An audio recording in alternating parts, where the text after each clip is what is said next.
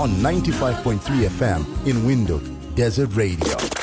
The Bold Voice. It is that time that we do continue with our sports roundup for this morning. We are jumping into another conversation right now. We are going to speak to Chrysander Botha, who is the assistant coach of the national men's rugby team. He's joining us all the way from France. They are, of course, in the Africa Cup this morning. For the tournament. These are the World Cup qualifiers, and today they will be facing Zimbabwe.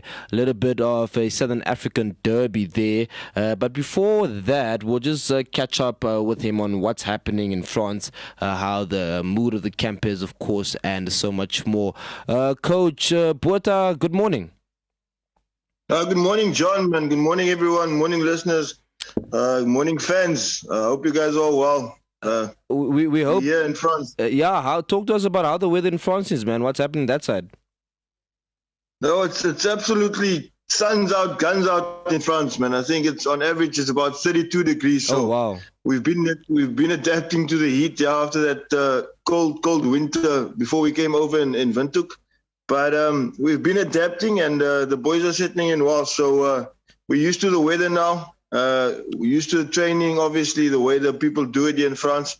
So we've adapted quite well, and we've tried our best to prepare as best we can. So I think we're ready for tonight's game. Yeah, so the mood in the camp, you'd say, is a good one?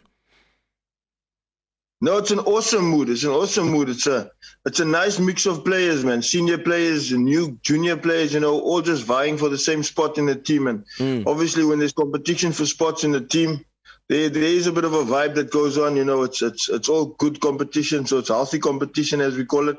So the vibe is right up there, man. It's probably one of the most important games in Namibia's history, if you understand what I mean. No. Because I think Zim is in the best place they've been in the last couple of years. So which they look quite organized. They look ready. So we just have to go out there and obviously be the better team on the day again. So traditional foes, like you just mentioned, yeah. Southern African derby. So it's up to us to go out and do our best. Definitely. And I mean, before we get into the details of how you guys are prepping for the game today later against Zim, just quickly, because we didn't have a chance to speak to you, talk to us about the almost 66 point gap victory against Burkina Faso last week Friday. How was that? Yeah, John, no, a really slow start. We flew over on Monday, arrived on Tuesday. So we basically had two days to prep for that game. If you take into consideration the climate change, everything the boys went through, the 2 days of traveling, there was quite a few tired legs in that game. So we started off really slow, to be honest, which is not what we wanted. We started off slow. But then at the same time, Burkina Faso threw everything at us at first 30 minutes, and it's like any normal sports team. You run on emotion, you're fueled by energy and so forth. So they were in the game for that first 30 minutes, and as soon as we started to do the small things right, kept the ball, played in the correct areas of the field, executed our set piece, it just became a little bit easier for us. Not in the sense that they got weaker, but just the fact that we started out putting on phases, and we could recycle the ball quickly at breakdown and then exploit the spaces out wide. So it's like a master plan just falling into place. I think that last 30 odd minutes, and that's where we ran away with the game. So hopefully, as planned, as prepared, we can take that same form that we finished the first game with into the start of the second game, which just make it a little bit easier for us, and obviously settle that nerves in the beginning. Yeah, I want to talk about that because I'm sure, look, that win against Burkina Faso was a definite confidence booster. It probably just launch padded you guys into a great mood. But I mean, on the other hand, Zimbabwe, like Namibia, gave a fantastic display of rugby against the Ivory Coast to beat them. So, looking at the likes of Shane Makombe and all the other players on the Zimbabwean side, what tactics tactics are the boys going to look at? Have you guys been looking at as coaching staff to make sure that you don't even make it a close game between them and try and run away with the game as much as possible, as you did against Burkina Faso? Yeah, no, first things first, I think obviously start with a blitzkrieg. We really want to get out the blocks really fast, dominate set piece, and think that'll get us some momentum, you understand? And they've got as we've previewed, they've got quite a massive line speed in the defensive system. So that's an opportunity for us to obviously either get around them or just tighten it up a bit in order to nullify that line speed. But attacking wise, we've got a plan. Defensively, I think it's semi-finals are won on defense. So it's all about that attitude today. It's all about the pride. We're playing not only for us as a team, but for our country to qualify for World Cup. And I think that's the bigger picture. We sit with the future of many rugby players in our hands today. So in Namibia. So I think the boys are well aware of the importance of the game. But then we've highlighted some key players in the Zimbabwean team, and then obviously with a plan on how to nullify their strengths. I think they're good on counter-attack. Tapiwa Mafura is the fullback. He's currently playing in South Africa with the Pumas, and he was instrumental. He was instrumental in the game against Ivory Coast. He exploited spaces around ruck time and just out wide when they kick poor kicks, he really punished them. Then you've got the captain, number 9, Hilton Muriariki. Yeah. He's quite the talisman. Yeah, everything happens around him. He makes all the calls and stuff. So, we've got our little pocket rocket, Damian Stevens in our team. So just opportunity for Damian again to show the class he has, the type of player he is, and obviously how he can match up with the best in Africa and Europe as well. So in the pack, just physicality, dominance is going to be key there. And they've got a good loose forwards. I think the number 7 plays for Boland, and Fraser used to be at Wits. So he's in France now playing for Nevers. So they've got a good team. Honestly, I think, like I just mentioned before, Zim is probably in the best place they were in the last 10 years when it comes to being prepared, structured, and well organized. So hats off to Zim. It's not easy. Obviously, we know it's a lot of financial implications the last couple of years. Yeah. So hats off to Zim. I think the program has done really well.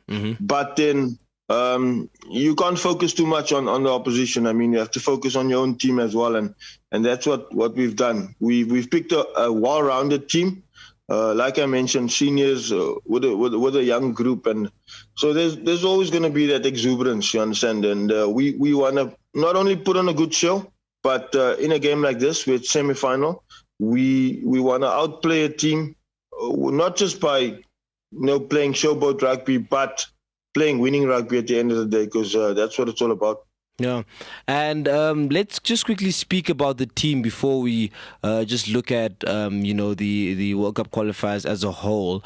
Look, there've been some mamas, coach, of some criticism regarding the team that was chosen to go to the tournament.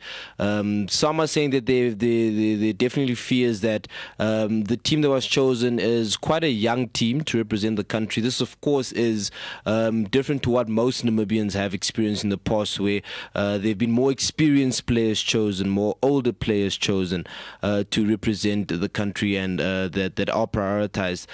So what's your view on this current team being a little bit more youth leaning as opposed to what the country has become accustomed to, taking more senior players with?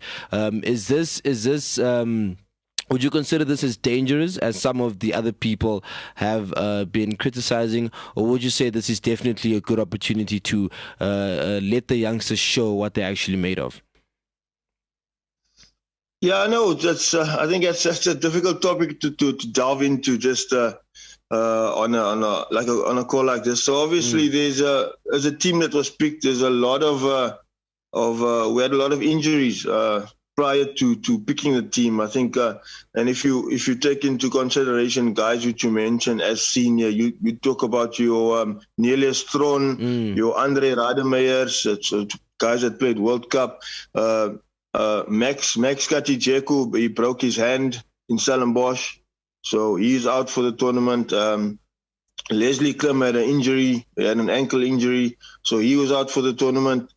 Chad Plato had a shoulder injury, so we couldn't consider him as, obviously it's a tournament, we can't consider injured players. So that's already 5 key guys I just mentioned. Yeah. That were all involved in World Cup. So it's honestly it's very difficult. Johan Tromp is the other one. He had visa issues because he's currently in Russia, and he had visa issues coming to Europe. So that just, understand, you can only control the controllables. And I think if you look at the team and the guys that replaced them, you could say, yeah, they are young guys. But, the 2 locks, Adrian Ludik and Scroof, Ruan Ludik, they are guys that's been involved in the system. They've been involved with previous coach Phil Davies. Desideri is back. He was involved after his knee injury last year. So Arnos Kutsia, Torsten van Jaarsveld, Louis van der Westhuizen, they are all senior guys. PJ van Lille, Janko Venter, Vian Conradi, Adrian Boysen.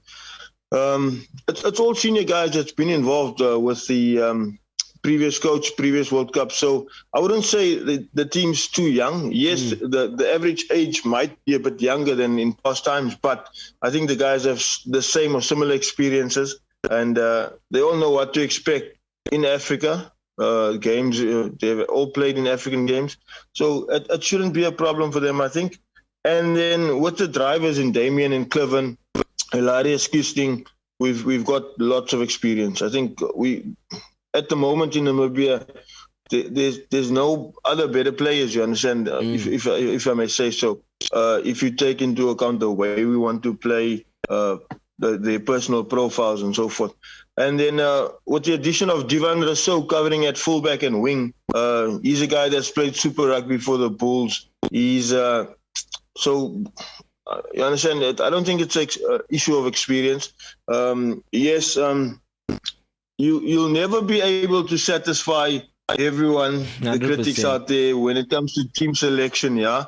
But we all need to understand that obviously we have a clear plan. There's a way we want to play, and then if a player fits that role, he's gonna get the nod ahead of someone else that people might like. So that's just the way it works in sport, I guess. So I don't think we should be too harsh on that. Like I mentioned, the main goal is to qualify, and we are in a position where we think that the team we selected is the correct team. So we back them all the way. Yeah, and then taking that in consideration, what you just said now, I'm satisfied that the team you picked is the correct team. Please take the nation into confidence, because the nation has confidence in you. Take the nation into confidence that you guys are going to qualify for the World Cup. Yeah, no, we will definitely going to qualify. It's just there's no other option. There's no other option. We here. It's all on the line today. Like I mentioned, it's life and death. We've got the hands of the Namibian youth in our of the future of the Namibian youth in our hands today. If you don't qualify for World Cup, a lot changes regarding programs and so forth. And you know, these guys here, they know that obviously they've got massive respect from the crowd and the people back home. But then at the same time, there's also a big responsibility on their shoulders today. So they are well aware. Just leading up to the game, I think we shouldn't be phased that Zim is going to come out firing. It's always like that. They've been our traditional foes. They're hyping this game massively. It's all on social media, on their web pages and so forth. So their coach had a speech in the week where he delivered criticism of Namibia, the way we play. Apparently we're boring and so forth. But we can't let that get to us. We can't let that hinder us in anything we do. We have a plan. We trust the process. So it's all out there today. I can guarantee you it's going to be tough that first 30, 40 odd minutes. But hey, land of the brave. What can I say? We always come through at the end. So we're going to do it. There's no problem. I total and utmost belief in the boys. Now we're quite excited for this big encounter, and I'm sure the entire nation is excited and confident as well. Hearing from you that we are going to not only defeat Zimbabwe today, but of course make it to the Rugby World Cup. Greetings to the boys and to the entire coaching staff, to Coach Kutsia as well. The entire country is behind you, and we're confident that today's result will be one that will make us very, very happy. No, thank you. Thank you for the opportunity to speak to you this morning, and get the message out. 9 o'clock, DSTV, let's go. 100%. All right. Good luck, Coach. All the best. We'll talk later. Cheers. Thank you. Cheers.